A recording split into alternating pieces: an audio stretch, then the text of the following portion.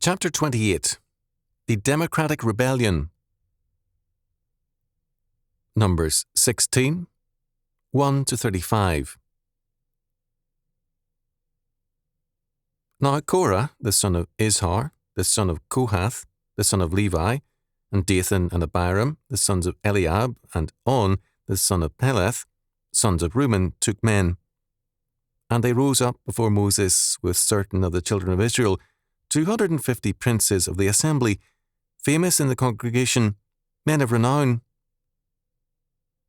And they gathered themselves together against Moses and against Aaron, and said unto them, Ye take too much upon you, seeing all the congregation are holy, every one of them, and the Lord is among them. Wherefore then lift ye up yourselves above the congregation of the Lord. And when Moses heard it, he fell upon his face. And he spake unto Korah and unto all his company, saying, Even tomorrow the Lord will show who are his, and who is holy, and will cause him to come near unto him, even him whom he hath chosen will he cause to come near unto him. This do, take your censers, Korah and all his company, and put fire therein, and put incense in them before the Lord tomorrow. And it shall be that the man whom the Lord doth choose, he shall be holy. You take too much upon you, you sons of Levi. And Moses said unto Korah, Hear, I pray you, the sons of Levi, seemeth it but a small thing unto you that the Lord God of Israel has separated you from the congregation of Israel to bring you near to himself to do the service of the tabernacle of the Lord, and to stand before the congregation to minister unto them? And he hath brought thee near to him, and all thy brethren the sons of Levi with thee, and seek ye the priesthood also? For which cause both thou and all thy company are gathered together against the Lord. And what is Aaron that ye murmur against him? And Moses sent to call Dathan and Abiram, the sons of Eliab, which said, We will not come up. Is it a small thing that thou hast brought us up out of a land that floweth with milk and honey, to kill us in the wilderness, except thou make thyself altogether a prince over us? Moreover, thou hast not brought us into a land that floweth with milk and honey, or given us inheritance of fields and vineyards. Wilt thou put out the eyes of these men? We will not come up. And Moses was very wroth, and said unto the Lord, Respect not thou their offering. I have not taken one ass from them, neither have I hurt one of them. And Moses said unto Korah, Be thou and all thy company before the Lord, thou and they and Aaron tomorrow. And take every man his censer, and put incense in them, and bring ye before the Lord every man his censer, 250 censers, thou also and Aaron, each of you his censer. And they took every man his censer, and put fire in them, and laid incense thereon, and stood in the door of the tabernacle of the congregation with Moses and Aaron. And Korah gathered all the congregation against them unto the door of the tabernacle of the congregation. And the glory of the Lord appeared unto all the congregation. And the Lord spake unto Moses and unto Aaron, saying, Separate yourselves from among this congregation, that I may consume them in a moment. And they fell upon their faces, and said, O God, the God of the spirits of all flesh, shall one man sin, and wilt thou be wroth with all the congregation? And the Lord spake unto Moses, saying, Speak unto the congregation, saying, Get you up from about the tabernacle of Korah, Dathan, and Abiram. And Moses rose up and went unto Dathan and Abiram, and the elders of Israel followed him. And he spake unto the congregation, saying, Depart, I pray you, from the tents of these wicked men, and touch nothing of theirs, lest ye be consumed in all their sins. So they gat up from the tabernacle of Korah, Dathan, and Abiram, on every side, and Dathan and Abiram came out, and stood in the door of their tents, and their wives, and their sons, and their little children. And Moses said, Hereby ye shall know that the Lord hath sent me to do all these works, for I have not done them of mine own mind. If these men die the common death of all men, or if they be visited after the visitation of all men, then the Lord hath not sent me. But if the Lord make a new thing, and the earth open her mouth and swallow them up, with all that appertain unto them, and they go down quick into the pit, then ye shall understand that these men have provoked the Lord. And it came to pass, as he made an end of speaking all these words, that the ground clave asunder that was under them. And the earth opened her mouth, and swallowed them up, and their houses, and all the men that appertaineth unto Korah, and all their goods. They, and all that appertained to them, went down alive into the pit, and the earth closed upon them, and they perished from among the congregation. And all Israel that were round about them fled at the cry of them, for they said, Lest the earth swallow us up also. And there came out a fire from the Lord, and consumed the 250 men that offered incense. Numbers 16, 1-35. We come now to what has been variously called a mutiny, a rebellion, and so on. It was, however, an assertion of equal rights by a group of leaders.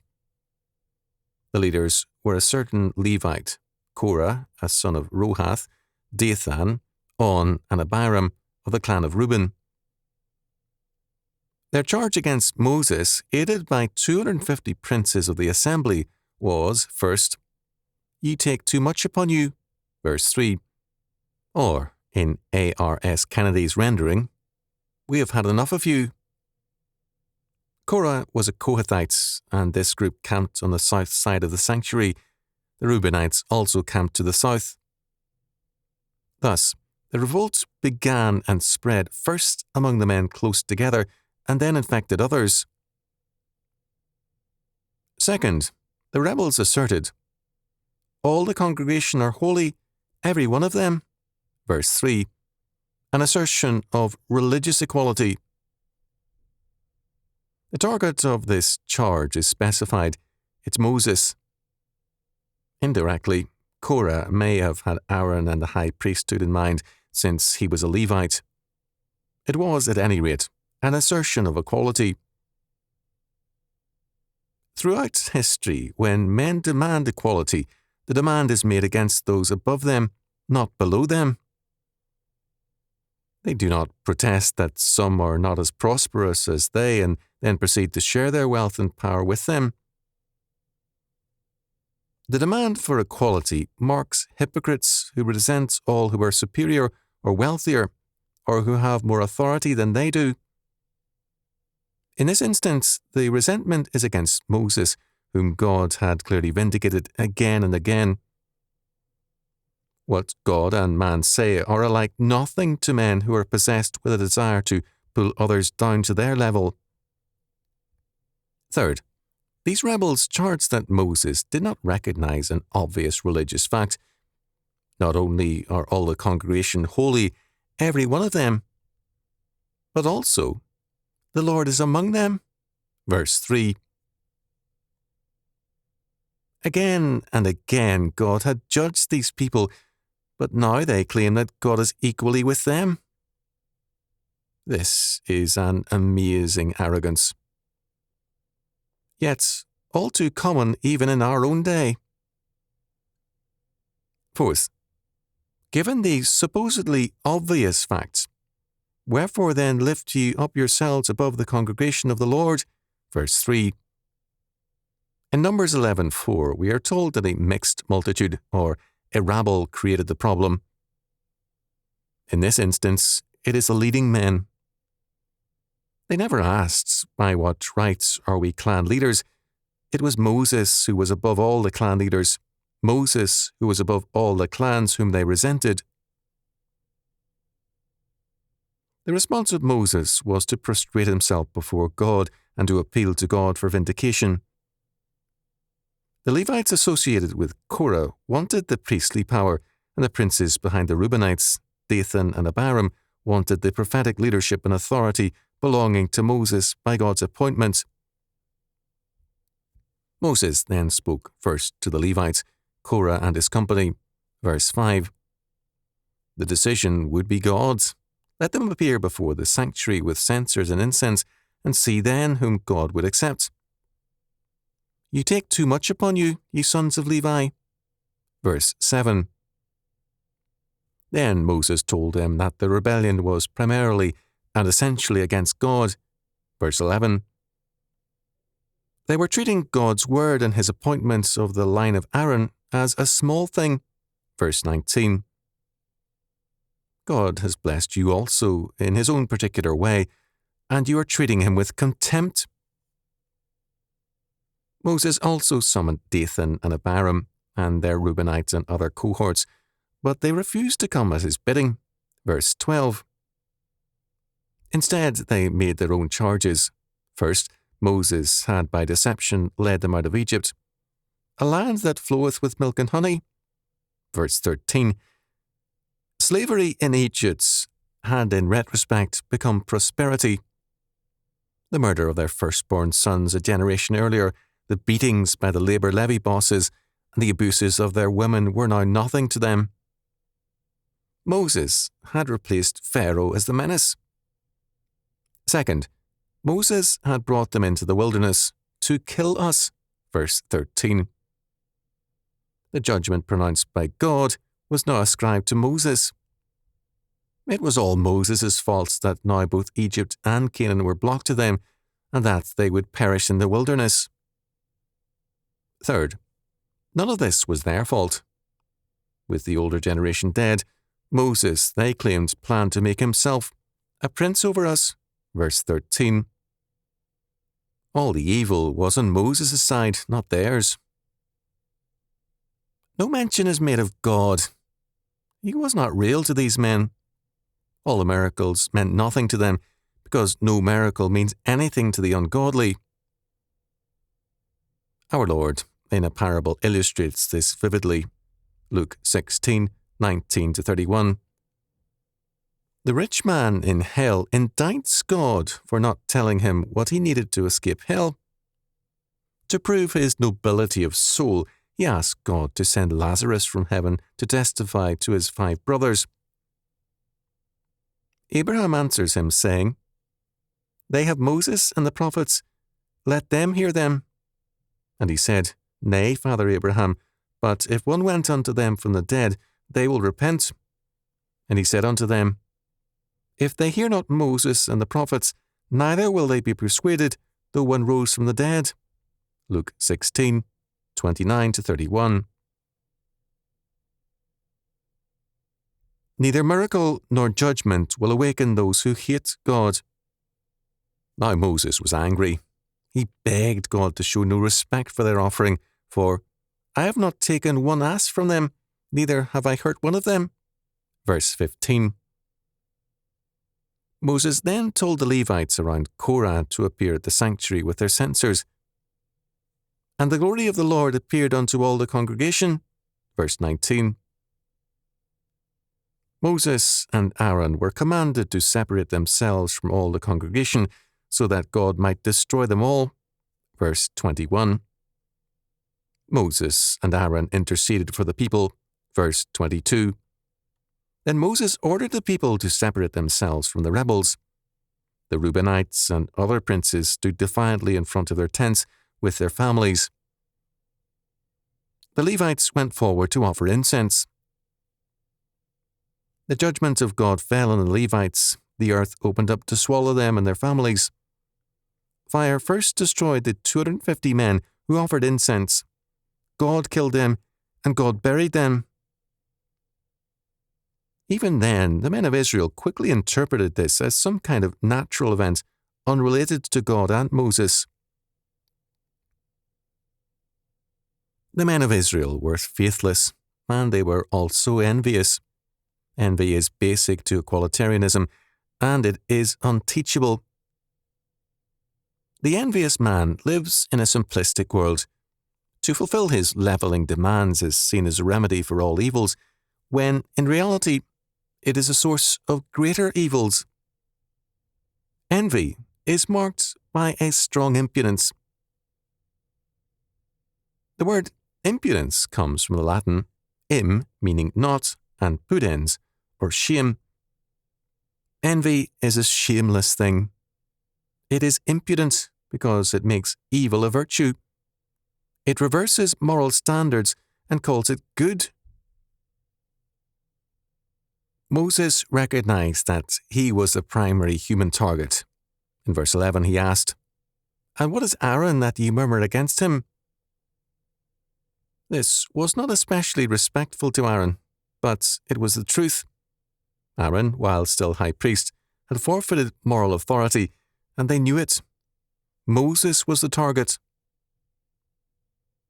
By standing in front of their tents with their families, the princes were demonstrating their defiance and contempt for Moses as he passed by. The people here were asserting their right to equality.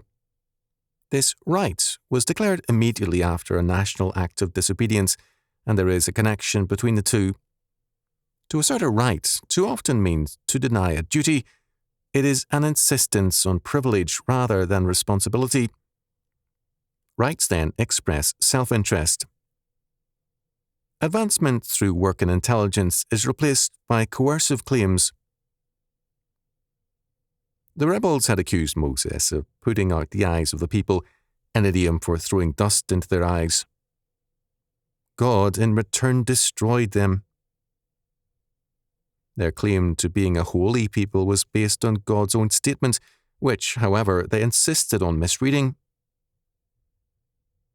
In Exodus 19:5 and 6 we read, "Now therefore, if ye will obey my voice indeed, and keep my covenant, then ye shall be a peculiar treasure unto me above all people, for all the earth is mine.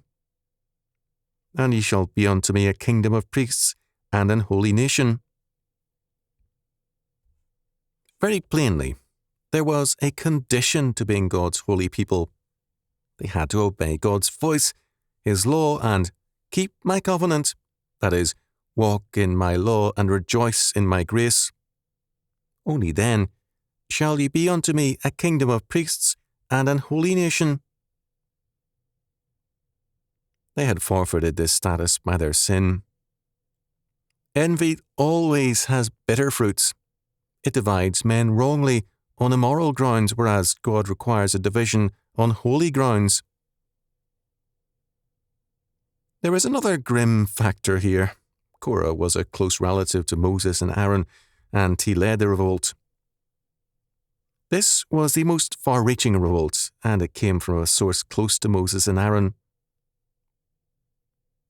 Centuries later, descendants of this subclan to which Korah belonged did distinguish themselves in God's service. Now they disgraced it. Civil warfare is always the ugliest and most vicious form of conflict. The American casualties in the US Civil War far outnumber those of either World Wars I or II. Similarly, nothing can equal church and family quarrels in their bitterness and harm.